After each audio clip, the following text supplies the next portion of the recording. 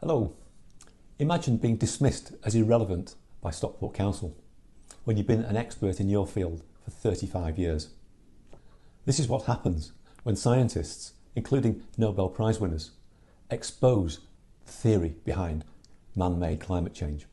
You'll hear from Deputy Leader Mark Roberts, who's been waging a war on carbon dioxide, the most essential nutrient for all life on Earth.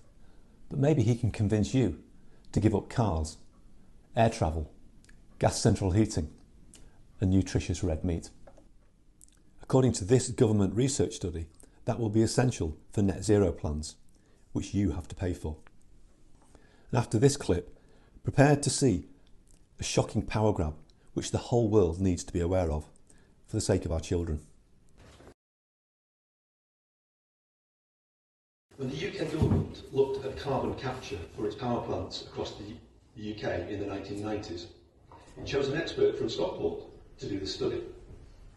Melvin Duckett, the now retired chemical engineering director of Costain, was seen as an expert in carbon dioxide, sought after to design huge gas and chemical systems all around the world. A 35-year career with no margin for scientific error. Melvin has written to you, confirming by evidence that your climate policies are not justified by any scientific proof, let alone peer review. He explained the second law of thermodynamics, which renders the greenhouse effect negligible because heat rises to the cold atmosphere above. No glass roof to keep us warm, just the sun's rays. This real science is well known to experts within the industry, but going along with net zero politics is now a prerequisite for government contracts and job prospects.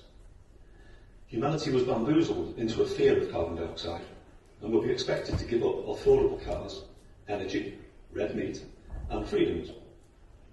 Money trails lead to the multi-trillion-dollar green energy industry, taking huge taxpayer-funded subsidies while pensioners may well freeze. Self-styled leaders at the United Nations and World Economic Forum have global corporations, media giants and bureaucrats to pull the strings. Private jets for them, but price increases and synthetic meat for the rest of us. Stockport Council won't disclose its green spending. It will debate your science with adults, only impressionable school children. So to justify local net zero policy, can you please tell us, and Mel, how do carbon dioxide and greenhouse gases warm our planet? Thank you. Mr. Hatton, thank you for your question. It's always good to see you. I don't recognise your assertions. You and Mr. Duckett are entitled to your views, but let's be honest, you don't want to hear an explanation of the science from me for your videos, and I wouldn't try and teach you about it, and not least, I'm not here to teach you about it. A very simple search on search engines will very quickly highlight the answers that you're looking for. But thank you for your question. Thank you, Madam Mayor. Having to refer us to Google shows a lack of transparency at the very best. And for Mark to suggest that I didn't want to hear his answer is just plain wrong. I think he knows full well that any official script that he's given could be easily disproved on this video. If you haven't been following Stockport Council Watch, Mark has been shown a series of facts around carbon dioxide and that it cannot be the cause of global warming. And he wasn't able to dispute any of them, despite boasting a certificate for carbon literacy training at the council. Mark's silence speaks volumes. To be fair to him, national politicians and prime ministers would be just the same. But the mainstream media protects them from scrutiny on the science which has never been proven. When we come to terms with the idea that the world has been lied to on such a scale, the reason for the demonisation of carbon becomes obvious to many of us. Once this scandal has been fully exposed, it will lead to a more confident, happy world. But firstly, let's look at the painful reality we were all too busy to notice.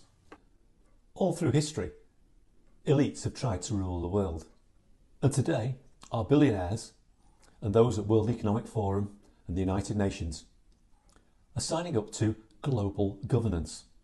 Yes, 193 countries, including your own, are passing powers away from you to globalists. If you're noticing that various governments and prime ministers blatantly ignore us these days, this might be the reason why.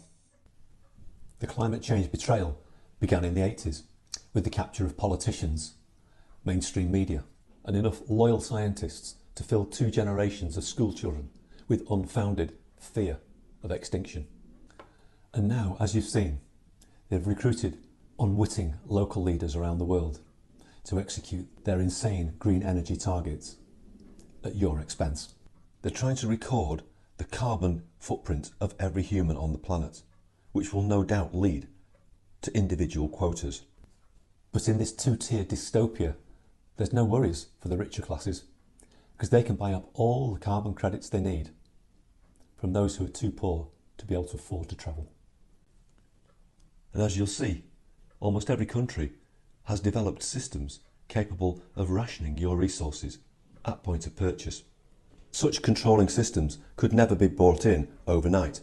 People wouldn't accept it. But already the hints are there. Stockport Council's own website shows that, on average, each person needs to reduce their carbon footprint by 60%. And they're happy to tell us that one daily commute to work in the car would exceed your annual budget of carbon for the entire year. That would have to cover your food, energy, travel, clothes and everything else. This transformation of human lifestyles is far more extreme than the politicians are allowing us to know. This audacious transformation of human society and lifestyles is being ushered in step by step.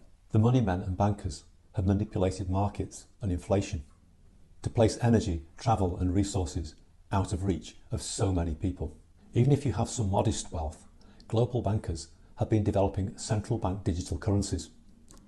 Once they have persuaded us to move away from cash, these will allow bureaucrats to police all your carbon emissions in real time.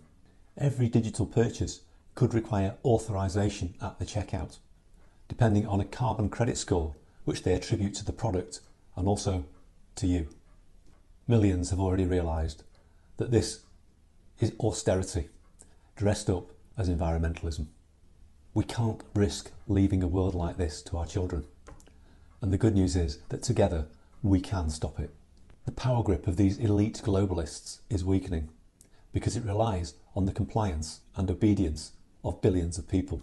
But all around the world, we are losing faith in the media, in politicians, in their needless wars, and the way they amplify our differences. Divide and rule, as they say.